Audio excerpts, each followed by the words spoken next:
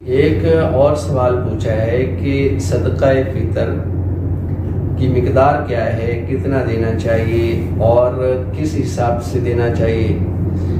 تو اس میں ایک بات سمجھیں کہ صدقہ فطر جو ہے، اگر تو گندم ہے اس کا نصف سا دیا جائے گا۔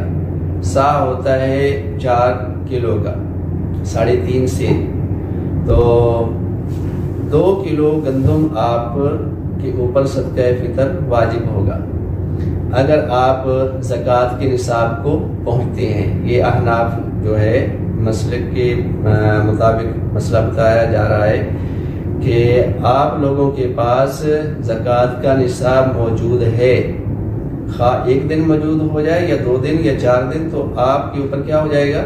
صدقہ فطر واجب ہو جائے گا۔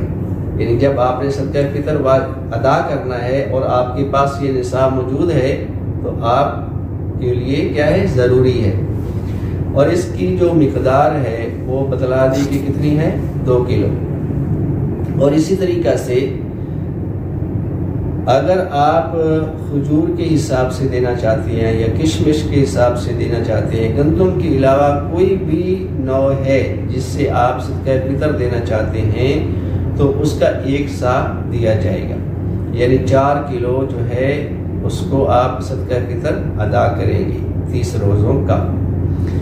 بعض اس میں غلط فہمی پھیلا دیتے ہیں، وہ یہ ہے کہ جو فدیہ ہے اور صدقہ فطر ہے اس کو ایک دوسرے پہ قیاس کر کے اس کو ایک ہی بنا کر تو لوگوں کے لیے مشکلات پیدا کر دیتے ہیں۔ پاکستان کے بہت بڑے بڑے علماء کا میں نے سنا ہے، ایک مفتی صاحب ہیں بہت بڑے، اور اسی طریقہ سے مناظر بھی ہیں ایک بھائی دوسرے، تو ان کا کیا کہا گیا کہ جی 1 روزے کا 2 کلو دیا جائے گا۔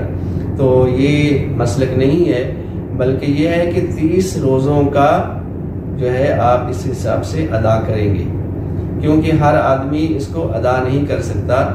تو جو دوسرے ائمہ ثلاثہ ہیں وہ فرماتے ہیں کہ جس کے پاس کچھ مطلب دنوں کا کھانا پینا کے لیے چیزیں موجود ہوں تو اس کے لیے کیا ہے؟ صدقہ فطر دینا ضروری ہے۔ تو یہ صورت تو ان کے لیے آسان لگتی ہے، یعنی جس کے پاس زیادہ مال و دولت نہ بھی ہو تو وہ کیا کرے گا؟ صدقہ فطر ادا کرے گا۔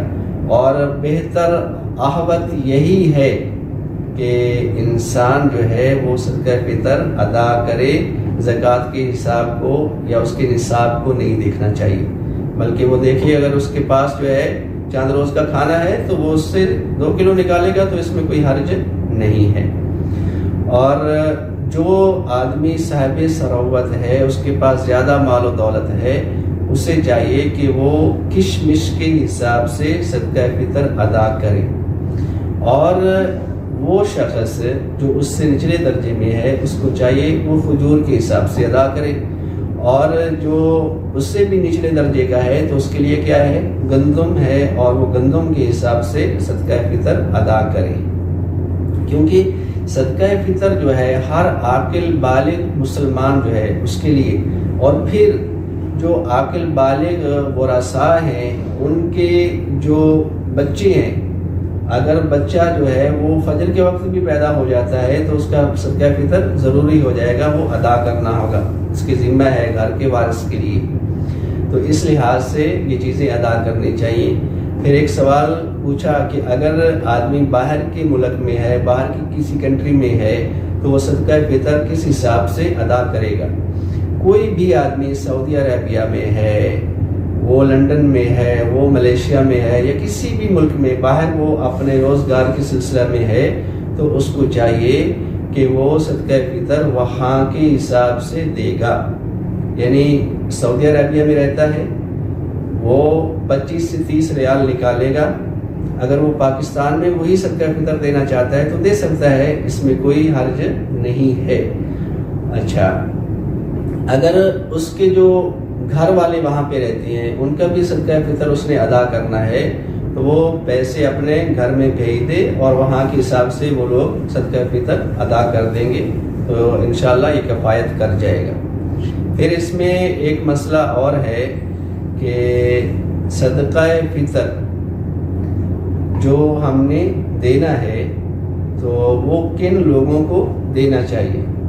آپ اس میں پہلے تو یہ دیکھیں جو آپ کے بہن بھائی مستحق ہیں، جو بہن بھائی غریب ہیں، مستحق ہیں، آپ سب سے پہلے ان کو دیں۔ اس کی وجہ یہ ہے اس میں اللہ نے آپ کے لیے 2 اجر رکھے ہیں، ایک صلہ رحمی کا اجر ہے اور دوسرا صدقہ فطر کو ادا کرنے کا اجر ہے۔ اگر آپ کے بہن بھائی غریب نہیں ہیں تو اپنے آس پاس میں دیکھیں، جو آپ کے پڑوسی ہیں ان کو دینا چاہیے۔ آپ کے اگر پڑوسی بھی مستحق نہیں ہیں تو پھر آپ کسی مدرسے میں خود دینا چاہیں دے سکتے ہیں، یا کوئی فلاحی ادارے ہوتے ہیں ایسے، مطلب جہاں پہ آپ کو یقین ہو کہ یہ آپ کا جو روپیہ پیسہ ہے یہ مستحقین تک پہنچ جائے گا، تو آپ ان کو دے سکتے ہیں، وہ آگے ادا کر دیں۔